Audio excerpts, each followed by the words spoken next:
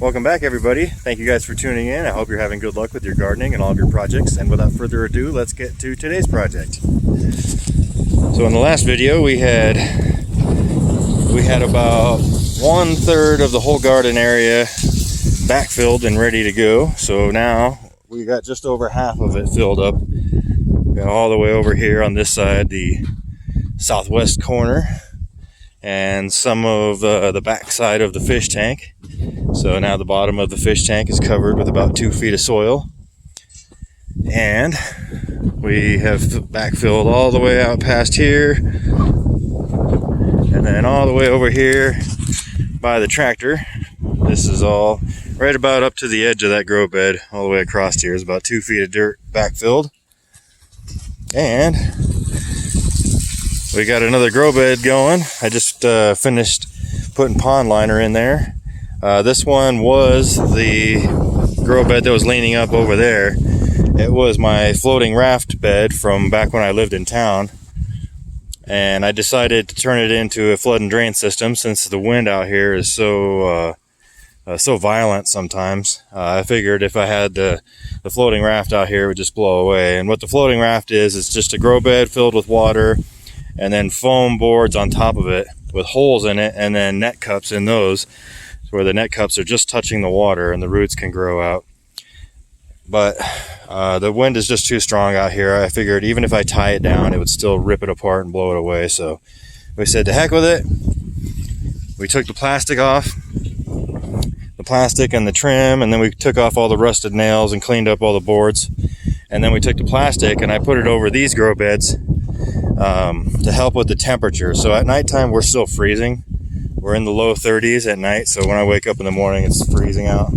So I figured I could put some plastic over the grow beds and it would help trap the heat in there and warm up the water and expedite the germination process for the seeds that are in there. So over here we've got carrots. We showed some of those sprouting in the last videos. Over here we had corn and beans, which haven't sprouted yet. So I figured I could utilize that plastic instead of throwing it away. And then I had a bunch of extra pond liner left over from my original gardens back when I lived in town. And in this bed, just like those ones, underneath the pond liner is 1-inch foam. So there's 1-inch foam boards on the bottom and then surrounding the outside or the inside walls as well to act as insulation. And I found the best way to install this stuff is to lay the pond liner in the grow bed, put a couple inches of water in there, let it sit for a while, and push out all the bubbles and all that underneath here. You can still see some of the creases, but we can work all those out. That's okay, no problem. But the water helps push all the bubbles out and makes the bottom nice and even. That way when the water inside here, when it's filled with hydroton and you're doing flooding and draining, you don't wind up with zones where water just sits and creates an anaerobic zone where there's no oxygen, and it'll be kind of like a poisonous area where the plants won't grow very good and the water will just sit and rot away. And we call that an anaerobic zone. And what we want is aerobic, so it's oxygenated and life can flourish in here. So that's the reason for getting all the bubbles and all the big lines out of there, is so that water can drain out nice and neat. And another thing is, when the water sits in here, it pushes out the pond liner. As it heats up, it pushes it out into all the corners and crevices. And then you can start to staple it down, because if you staple it down without putting water in there, and then you put the rocks and all the water in there, it'll just rip the staples out and rip the plastic or the pond liner. And then you might wind up, with the pond liner stopping down here somewhere, rather than up and over the edge, and then it'll cause leaking and it'll rot the wood out, and then you have all kinds of problems and you have to redo it. Ask me how I know. So that is how I do it. I'm sure there's probably other better ways to do it, but that's how I do it. And it seems to have been working for the last 5-6 years. And yeah, there's some of the progress.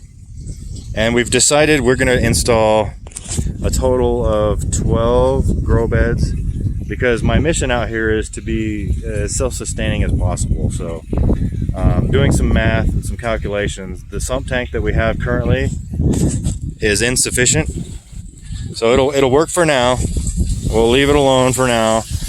But in a few months or so, when I go to upgrade everything and increase the size of the entire system, we're gonna have to dig this out and build our own sump tank that'll be much larger. So that'll be a project for the future. And a bonus of adding the 2 feet of soil in here will eliminate the problems that I had before with all the rocks. So I'll easily be able to dig out the trenches for the new plumbing and the new drains when we get to that point. So it's sort of future proofing, if I might.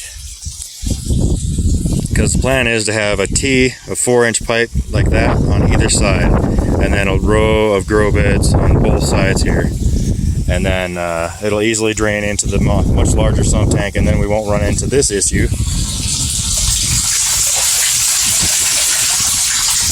where the water is getting low. And now partially that's because I put a bunch of water in this grow bed. So we're gonna go ahead and we're gonna pump out all that water and add it back in there. But I think you might get my point there, that the sump tank will just not be sufficient for a lot of grow beds. So, yeah, we're gonna wrap that up. It's getting really windy out here and it's time for lunch because my stomach is growling and I'm getting hungry. If you guys have any questions or comments, pop those in down below, give us a thumbs up, and as always, keep building and try to be good to each other. Some of us aren't here for very long, and a little bit of kindness will go a long ways.